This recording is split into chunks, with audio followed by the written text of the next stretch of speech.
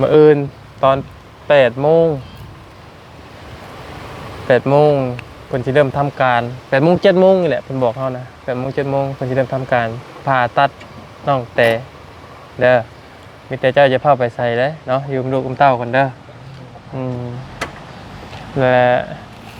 ที่เฮาเอาลูกเจ้ามาห้องหมอแขงนี่เจ้าบ่ได้มีการกดเครื่องกันนะว่าบ่ได้ให้บ่ได้เครียดกันนะว่ากินข้าวกับหยังฮะ กินแล้วของเขา ข้าวกับหยังฮะ เชียงหวาย แล้วยังกิน เชียงหวาย โอ้เพิ่นกับข้าวเพิ่นมาขายตอนเช้าอ่ะบ่โอ้จักหน่อยจักใหญ่แล้ว150,000เด้อเจ้ามีนอนอยู่บ่เมื่อคืนนี่ นอนชาผับอันนั้นไหม นอนไปก่อน ไม่เอาเขาไม่พวกพี่พวก ปั๊บโสเนาะ โมขอบใจหลายๆเด้อที่แบบ ที่ดูที่เบิ่งแยง ที่เบิ่งแยง เมีย หลานเนาะ ลูกหลานเพิ่นอยู่ดีมีแฮงเด้อ คอยอยู่ดีมีแฮงความเจ็บจะได้ความไข้จะมีเด้อ โดยโอเคเนาะ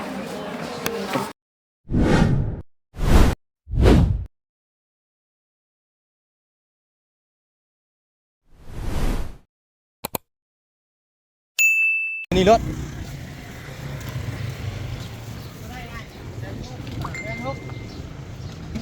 แฟนฮุกชิป ปาโถ รุดซะหาท่านนะระดับกลางทางปานนี้แหละรุดเลย ผู้น้อยบ่ผู้ใหญ่นี่ คุณใหญ่ ผู้ใหญ่ด้วย คุณใหญ่ผู้บ่อน ก็จังแม่นนี่ 2 เมตร โอ้ใหญ่โพด เมตรคูณเท่าไหร่2 เมตรครึ่งโอ้2 เมตรครึ่งนี่ผู้ใหญ่เด้น้อยแล้วถึง2 เมตรจำเพื่อนมันแค่ผ้าแล้ว โอ้รถได้เท่าไหร่รถได้เท่าไหร่ แค่ลูกก็ได้ 1,600ก็ได้กันฮะ เอาพื้น เอาพื้นเดียว รับกันหลักกลางทางปานนี้แหละ มาพี่น้องไงพอดี เอาสินะ สีอะไรก็ได้สีอะไรก็ได้ เอาออกง่ายดิ สบายดีพี่น้องไงเนาะพอดี ทางน้อง บอย บอยส่งมาเมื่อคืนนี่จับไอ้คนน้องบอยส่งมาเมื่อคืนนี่พี่น้องเลยว่าไอ้ซื้อศาสตร์ไว้ให้เอาในเด้อเนาะจัก40-50,000มาเดี๋ยวฮะส่งเงินให้มันบ่มี30-50,000แน่ไม่ได้แสนปลายเนาะเฮ้ย น้อยชุดกับ8-90 ที่นี่คือว่ามีอยู่บ่ไปหาชิปกินนี่ ทอนแล้วหาชิปไปเกี่ยว พอดิ้วไปใจเด้อ เนาะ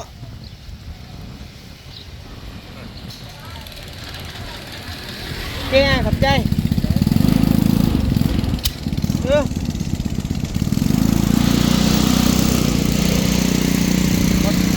กลางทางนี้เนี่ย ก็ออกมามือเช้านี่เพิ่นแหละก็ออกมามือเช้านี่เหลือเงิน300,000 ก็ล้านหนึ่งกดโพเนาะ ใส่เงิน สบายดีพอดีเป็นเข่าแล้วบัดนี้เข่าไปหาซื้อข้างหน้าก็ได้เนาะ ใจดิ ไปมันมาหาซื้อตัวน้อยๆมาให้น้องๆเด้อน่ะสัก6,000 อายังคืนน้อยวะ จาน 60,000 บ่มีจ่อยอยู่ได้สะ โอ้ย หาได้ทันนี้เนาะพี่น้องเลย โอ้ยตามข่อยได้คาขี้แล้วนี่ยังไปชงแล้วอยู่ เนี่ยเราก็ยังบ่ลงอยู่เนาะ เออ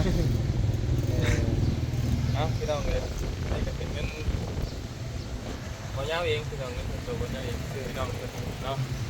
เอานี่จะไปซื้อข้าวพี่น้องแล้วก็ถือว่ามีข่าวดีเด้อพี่น้องเลยเนาะเคยว่ากันเนาะอาจจะไป เดี๋ แจ้ ยว ง ยังว่าก็ได้ผมมีไหม เดี๋ยวจะไปแจ้งน้องเพิ่นอยู่ห้องหมอเนาะไปพี่น้องเลยซื้อข้าวซื้อน้ำเนาะต่อพี่น้องเลยเนาะซื้อข้าวโอ้ตัวอันนี้มันหยังอะไรกลไก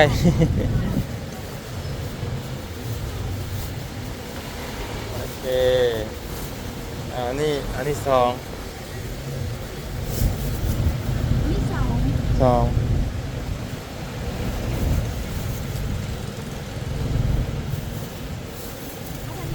อันนี้มกอย่าง อันนี้งบป่า ปลาอย่าง ปลานิ่ม โอเคเอามา เอามกหนึ่งก่อน เลย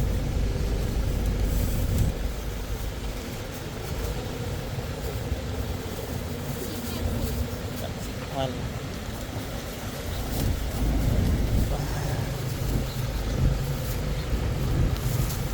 ไก่เด้อซื้อข้าวซื้อน้ำพี่น้องเลยเอาพี่น้องเลยกราบสบายดีและสวัสดีพ่อแม่พี่น้องอีกรอบหนึ่งเด้อพี่น้องอีกเนาะโอ้ตัวโทรศัพท์จิตกเนาะเอาตัวโอ้เอาพี่น้องเลยเกิดอันโทรศัพท์บดเสถียรนิดนึงเนาะเอาพี่น้องเลยสบายดีพ่อแม่พี่น้องประกุศลทุกคนยินดีต้อนรับเข้าสู่ช่องของหมอยาวซาแนลอีกรอบหนึ่งพี่น้องเลยเนาะเอาพี่น้องเลยมาพอมาเจอกับช่องของหมอยาวในตอนนี้พี่น้องเลยช่วงสวยๆในจักหน่อยเด้อพี่น้องเลยเนาะพอดีทางหมอยาวเองเนาะตื่นมาเมื่อเช้านี่พี่น้องเลยพอดีทางด็อกเตอร์หรือว่าทางหมอใหญ่เพิ่นได้โทรหาหมอยาวพี่น้องเลยเนาะโทรหาหมอยาวก็คือเพิ่นว่าถือว่าเป็นข่าวดีเนาะพี่น้องเลยทางเพิ่นนัดหมอยาวว่าเบอร์อื่นเด้อพี่น้องคือสิได้ผ่าตัดน้องแต่เนาะเวลา8 โมงเริ่มทำการ8 โมงซึ่ง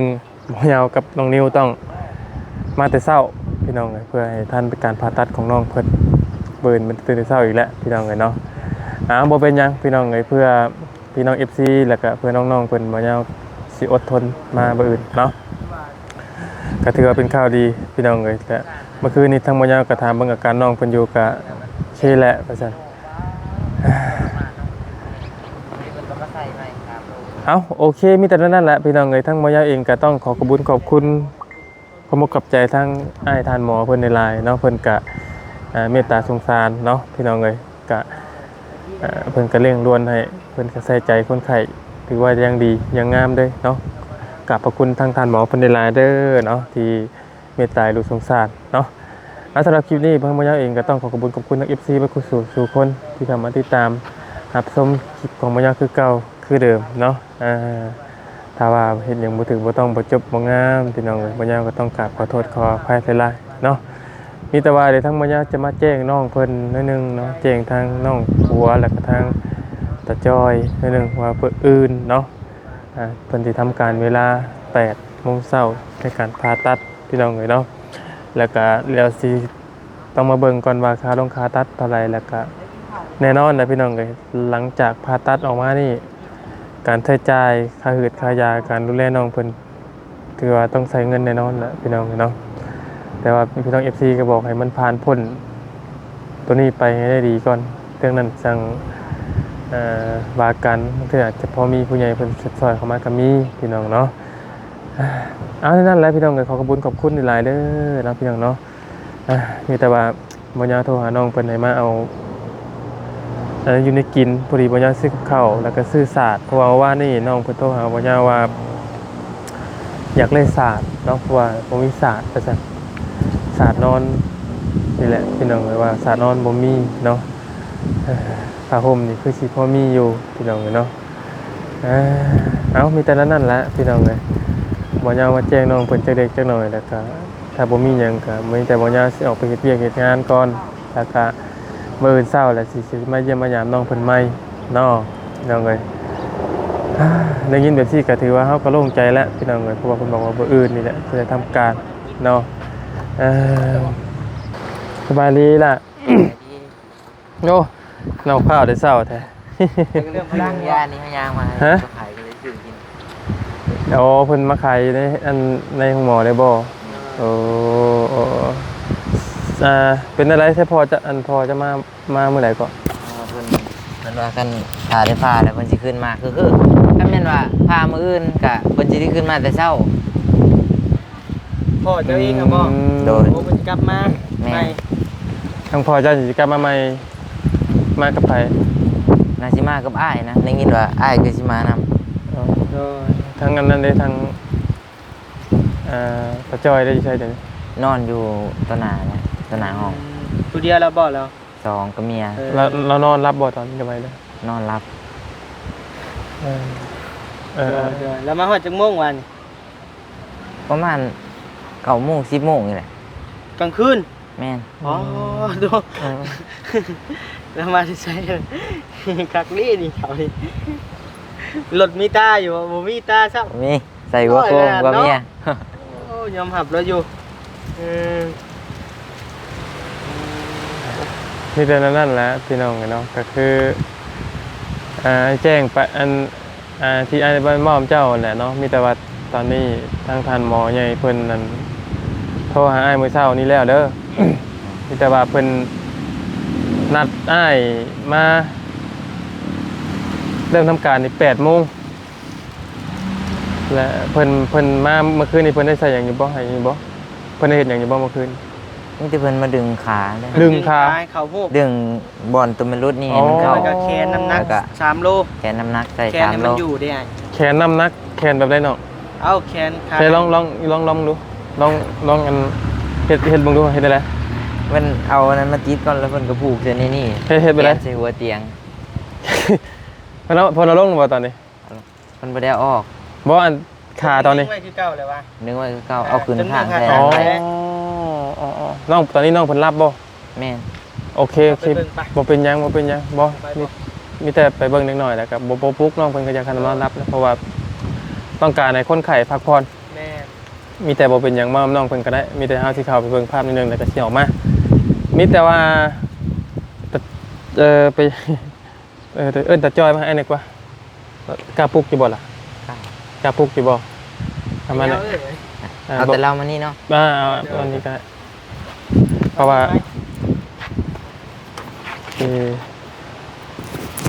ว่าสถานที่มันเป็นรบกวนเพิ่นนะก็ โดย เฮาสิเว้าหยัง เข้าไปโอลมกันอยู่ในภูกา บ่ครับ บ่อยากปานใด แม่น คะแนนว่าเฮาโอลมกันแล้วเลยไปเบิ่งภาพเล็กน้อยแล้วก็ออกมาเนาะ โดยแม่นมีแต่ว่าถ้าน้องเพิ่นนอนน่ะเฮาสิบ่ปลุกขึ้นมามีแต่ว่าให้น้อง เพิ่ เพิ่น พักผ่อนแล้วก็มันจะบ่เจ็บเด้ เพราะว่าสิได้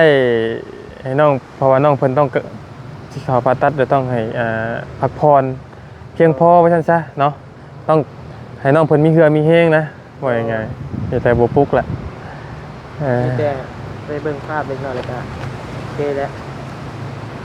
สักหน่อยก่อนเดี๋ยว ถือ ถ้า ว่าเป็นข่าวดีหน่อยเนาะคือว่าเฮาก็โล่งใจไประดับหนึ่งได้เฮาก็ได้ แม่นเฮาผู้แลน้ำนี่ก็ดีใจแทนนะพี่น้องตัวถือว่าดีใจแทนน้องเพิ่นหลายๆที่ถือว่าไว้ทันหมอเพิ่นก็เนาะพี่น้องก็ใช้ จาดอยู่ ใจอยู่พี่น้องเลย ก็ยังว่ายาวยังว่าอยู่ขนาดเมียตอนเมียอันบ่ยาวเองนี่นะพี่น้องเลยตอนเมียบ่ยาวเองกันคลอดลูกน้องเลปเตอร์นี่บ่ยาวบ่เรียนไปจักได้จำได้แต่ว่าเรียนไปซื้อกาแฟมากินเองกี่โคง เมียเจ็บท้องอยู่ สั่งนี่ เอ้ามือมันแบบจังไรซึ่งลิงว่าเจ็บหัวเลย โดย คือต้องหู้นะตื่นแต่เช้าแล้วต้องเลยกินกาแฟนะมันติดไปเลยพี่น้องมันลื่นนะเนาะมากับน้องนิ้ว2 คนพี่น้องคือเก้ามานี่เนาะทำการ2 คนพอดี ดีก่อนเดี๋ยวก็เดี๋ยวเลย และสะ เมื่อกี้เข้าไปกันบ่อยากว่าเนาะงานอยู่ในไลน์เนาะยัน แม่นเพราะว่ามัน หลายคน ภาพมันกับบ่งามแน่นะเฮาสิไปฮวนกล้องไปติดเตียงอันคนไข้คนอื่นเฮามันบ่งาม กับคนไทยแต่หลายคนเฮาก็ไปเว้าเป็นโมเมนต์ก็เกรงใจเพิ่น แม่นเฮ็ด กับกฎระเบียบกฎระเบียบของหมอมันก็มีอยู่แต่ว่าเพิ่นก็นโยบายได้อยู่แต่ว่าเฮาก็บ่อยากรบกวนคนไทยคนอื่น มีแต่ว่าเนาะพี่น้องเลยทางโอ้คันเหยียบเส้นเลย พอแล้วจี้ก็ยะ กูเด้อของเฮาอ่ะบ่ได้มีลังเซ็นขนาดบ่ได้มีใบขับขี่เด้ เห็นบ่ แต่เงินมีเงินข้าง1เช้า อันนี้นี่ได้น้องพี่น้องคัดด้วยนึงเด้อกำลังเว้ากันนึงอันนี้เจ้ายังติดคือ อันนี้9ซื่อ อยู่เนาะมันก็เนาะ แสดงว่าเฮาอยากเฮ็ดดีๆก็ได้เฮาคือว่าแล้วไปเรื่อย เฮ็ดดีก็ยิบ แม่ยิบเลยเขากระโปง ยิบแล้วก็โป้คัดแล้วก็ แม่ ไล่เออ คะแนนว่าเห็นดีๆก็งามอยู่ครับมันบ่มีเวลา กับเรื่องเงินเรื่องคำเลยจะให้เป็นเรื่องครับ สวัสดีจอย โอ้ยเนาะ ถ้าได้ตื่นบ่ นอนเลิกบ่เมื่อคืนนี่ มาว่าจะง่วงคืนนี่จะง่วงบ่ได้2:00 3:00 4:00 จะโมง10 โมงเอ้ามีแต่ว่าในนั้นแหละข่าวเรื่องเลยเนาะผู้เราบอกว่าเป็นสีผ่าตัดเบิร์นนี่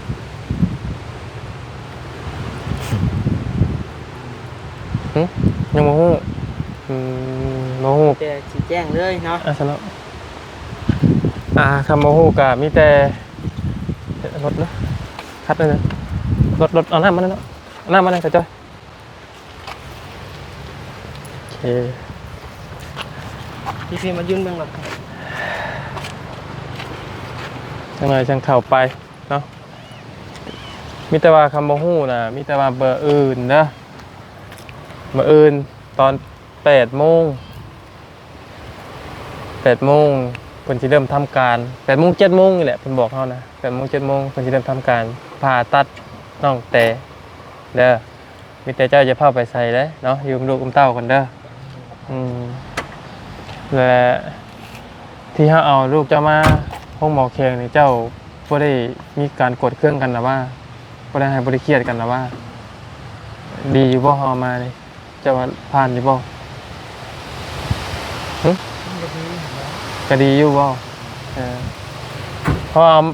บ่ยาวเอาน้องเพิ่นมานี่ก็บ่ได้บ่ได้ปรึกษาทั้งเจ้าเลยเป็นบ่ เพราะว่าเจ้าก็บ่อยู่ เพราะว่าเจ้าก็บ่อยู่แหละแบบนี้ ติดต่อก็บ่ได้ คนป่วยบ่สามารถรอได้แล้วเขาถามทั้งเจ้าของน้องเพิ่นถาม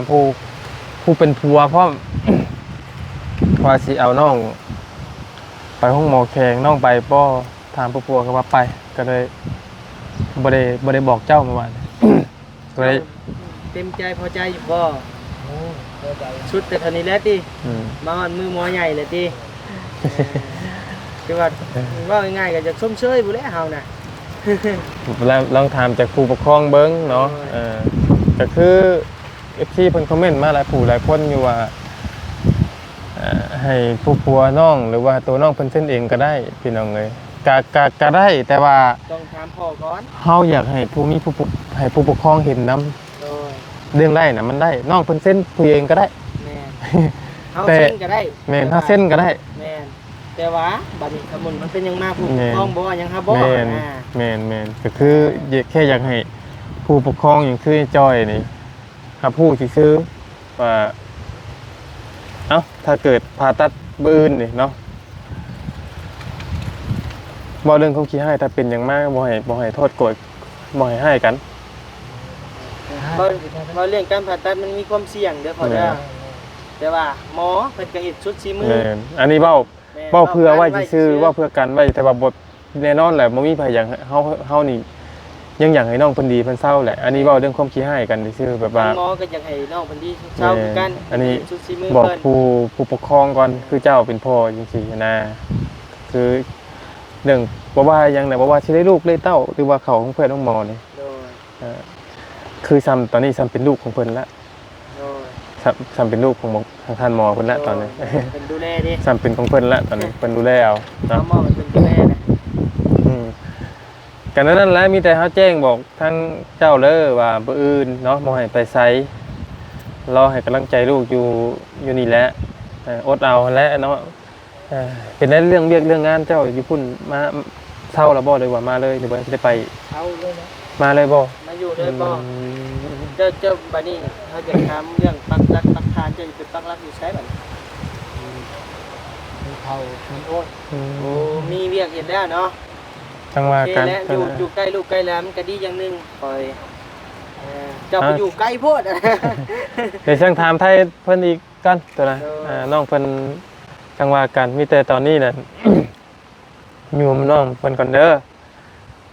มีแต่ว่ามาจังได๋สิไปเยี่ยมไปยามน้องเพิ่นกินเจ้าไผนี่กินข้าวหรอบ่ กินแล้วบ่ข้าวกินข้าวกับหยังฮะ กินแล้วข้าวเช้า ข้าวกับหยัง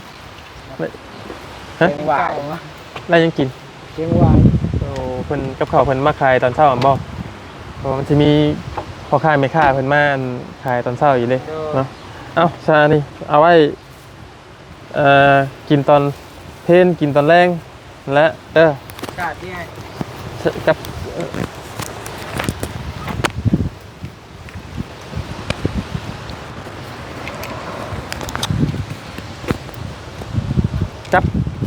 กับศาสตร์เด้อจอยอันพอดีทั้งน้องน้องบอยว่าไอ้ย่าเอ้ยเข้ามาอันสื่อศาสตร์ไม่เฮาเลยเด้อว่าซั่นเอาแผ่นจัก60,000ก็ได้ว่าซั่นมันบ่มีที่น้องแผ่น60,000มันมีแต่150,000นี่จักน้อยจักใหญ่แล้ว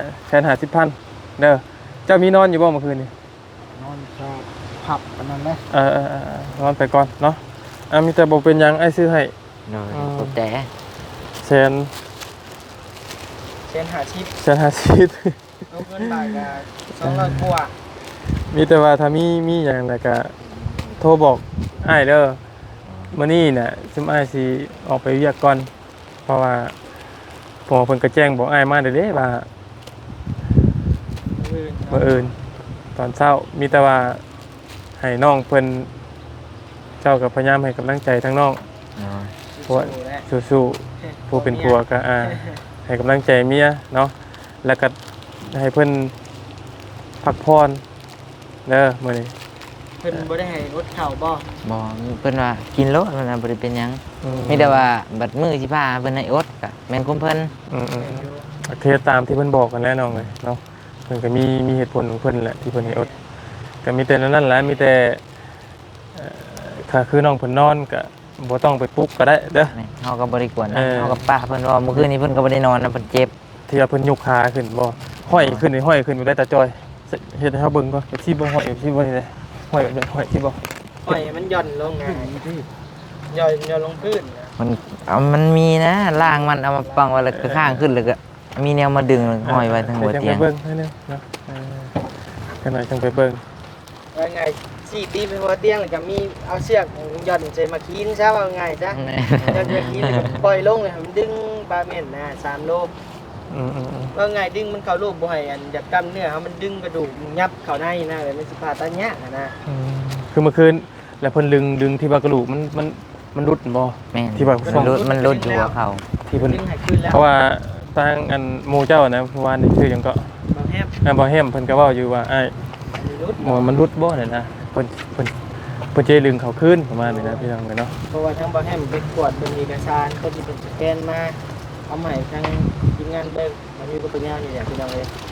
แล้วเพิ่นบอกว่ามันรุดได้อันประมาณนี้แล้วก็ทางหมอเพิ่นจะเช็คเบิ่งอีกนะ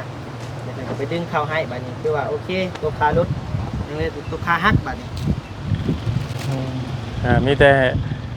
ให้ลูกให้เต้าทำใจดีๆเนาะบ่ต้องย่านบ่ต้องหยังแล้วก็ให้เพิ่นเข้มแข็งสู้เด้อเพราะว่าของวิธีนั้นมันบ่ติไปได้พี่น้องเอ้ยเนาะบ่ถึกไผก็บ่ฮู้ขนาดเข็มเฮายังย่านพี่น้องว่าชื่อซะอันนี้มีดผ่าเด้มันเว้าเรื่องมีดผ่าปาดกันก็ย่านทุกคนนั่นแหละเรื่องย่านเนาะแต่มันจำเป็นและใช้ในไหนซะขนาดเข็มมีนะเอาไปซักยาฉีดยาไปน้ำไข่ยังย่านเข็มนิดหน่อยหนึ่ง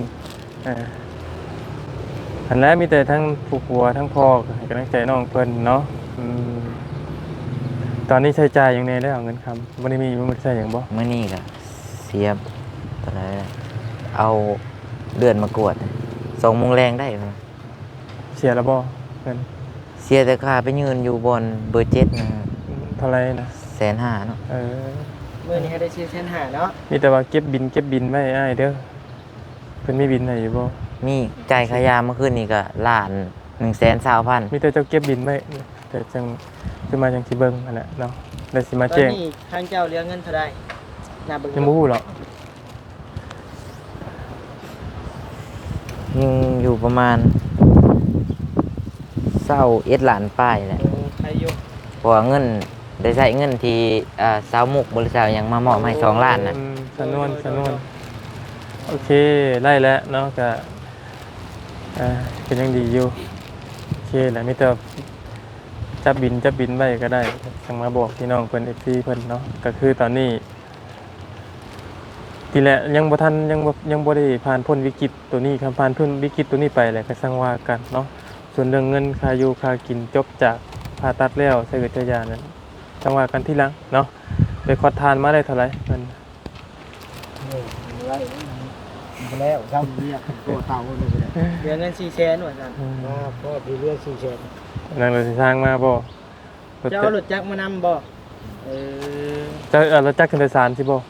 อ๋อพอดีเต็มมือเต็มๆนะเนาะเผื่อสิมาฮอดก็ไกลเติบอยู่ได้พี่น้องมันบ่คือรถชนโตเฮาได้แต่เผื่อสิออกมาวิทย์จากกันอีหยังอันที่ บ่บ่ยากแท้ บางทานเพิ่นน่ะ แดดเลยป่ะ ไปมีแต่นั้นแหละโอเคแหละไปมีแต่มาตรงนี้มาไปเบิ่งน้องเพิ่นจักเล็กน้อยนะเฮาก็ เหลือน้ำบ่เอาไปกินก็ได้ รังเอา สิออกหิวน้ำเลยหิวน้ำมาหน่อยเด้อไปเบิ่งแล้วก็สิออกมา ออกมาเลยพี่น้องเพราะว่า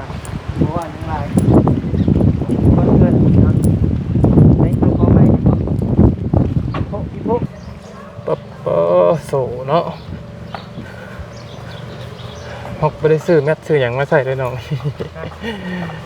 FC เพิ่นก็คอมเมนต์มาบอกอยู่ได้เนาะว่าบ่ยาวเอ้ยเนาะโอ้ลายเนาะใส่แมทเด้อยันบ่สบายไปจ้ะเนาะก็คือโอ้ลายเนาะออกซิเจนนี่มีแต่ขาวๆ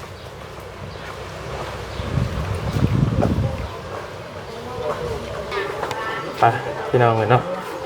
ครับโอ้ถึงโอ้จะนอนใส่คืน นี่บ่ เครื่องเจ้าบ่อนี่เครื่องลายดีเนาะ อยู่มาตอนมาเนี่ยบ่ได้มีเลยอยู่ไปบัดขากลับเมื่อน่ะเตรียมอยู่ในรถนะ สิเป็นอันนี้แรกๆเลยบ่มีหยังพี่น้องกันเนาะต้องเข้ามาฮอดเป็นที่เรียบร้อยได้พี่น้องแต่ว่าทางหมู่เฮาจะบ่ได้รบกวนเด้อเนาะสิให้หมอเพิ่นรักษาคนไข้เพิ่นแล้วก็ให้น้องเพิ่นนอนเอาเฮงมื้ออื่นเนาะมีแต่บ่ต้องรบกวนแต่ว่ามีก็มีแต่ถ้ามีผู้ใดเพิ่นมาเยี่ยมมายามทีมงาน YouTube มาเยี่ยมมายามก็มีแต่เว้านำเจ้าผู้เดียวก็พอทางน้องเพิ่นมีแต่ให้เพิ่นพักผ่อนซื่อเด้อเจ้ามีแต่ว่ามื้ออื่นพี่น้องผ่าตัดถ้าผ่าตัดแล้วก็ถ้ามีพี่น้องอยู่ใกล้อยู่ไกลยังมาเยี่ยมมายามน้องเพิ่นด้วยตนเองก็ยินดีเด้อพี่น้องเด้อเนาะมาให้กำลังใจพี่น้องเพิ่นได้เนาะมีแต่ให้ทางคาร์บอยฝากขอบใจพ่อแม่พี่น้อง FC มาทุกคนนี่แหละเนาะก็เช่นนี้เอามาโลดละบ่หัวแล้ว ก็ขอบใจหลายๆเด้อที่แบบ ที่ดูที่เบิ่งแยง ที่เบิ่งแยง เมีย หลานเนาะ ลูกหลานเพิ่นอยู่ดีมีแฮงเด้อ คอยอยู่ดีมีแฮงความเจ็บจะได้ความไข้จะมีเด้อ โดยโอเคเนาะไปมีแต่ว่านั่นแหละพี่น้องเลยทั้งมายาวเองจะสิได้ ให้บ่ครับผม แม่นบ่ คืออยู่เลย จังว่ายังบ่ได้เห็นหน้ากันเด้ ว่ามอกันยังบ่ มีแต่ลมกันทางโทรศัพท์เนาะพี่น้องน่าจะแม่นนะเนาะเป็นยังเอาพี่น้องเลยมีแต่นั่นแหละเดี๋ยวทำง่ายออกไปป้ากันเมื่อป้ากันเด้อเดี๋ยวปืนจะมีอย่างไรส่งบอกไอ้เด้อ โอเคพี่น้องไปเลยจอยเด้อมาเด้อมึงลูกมึงเต้าได้เนาะใช่ไหมไปใช้ซะ สบายดีได้อยู่อันชาตินี่ก็ยังบ่ทันนอนเลยจะกู้ขึ้นก่อนเด้อให้เป็นอย่างสะดวกสบาย ของเจ้าบ่ แม่ต้องนอนเนี่ยจะกู้ขึ้นก่อนก็ได้ ใช่มีแต่นั่นแหละเบิ่ง ท่านหมอเป็น สมาชิกเมื่อก่อนแหละปืนจังสิว่าถ้ามีอย่างนั้นน้องส่งบอกไอ้เด้อ โอเคสบายดีตาจอยเด้อสบายดีอยู่ดีมีแฮงสู้ๆนะเฮ้ยโอเคป่ะพี่น้องเลยเนาะโอ้ลมพี่น้องเลยเอาโอเคพี่น้องทั้งหมดเองจะได้ขอจบคลิปปิดคลิปเพียงแค่นี้ก่อน พี่น้องเลยเนาะทั้งพ่อแม่พี่น้อง FC เพิ่นสู่ทุกคนพี่น้องเลยเนาะถือว่าแจ้งข่าวดีทั้งน้องเพิ่นเนาะถือว่าเป็นข่าวดีและพี่น้องเลยขอขอบคุณพ่อแม่พี่น้อง FC ที่เข้ามาติดตามรับชมเด้อพี่น้องเด้อผิดพลาดประการใดวันยาเองก็กราบขอโทษขออภัยได้หลายเนาะดีๆไม่แห้งไปดีไปไม่พี่น้องเลยเนาะ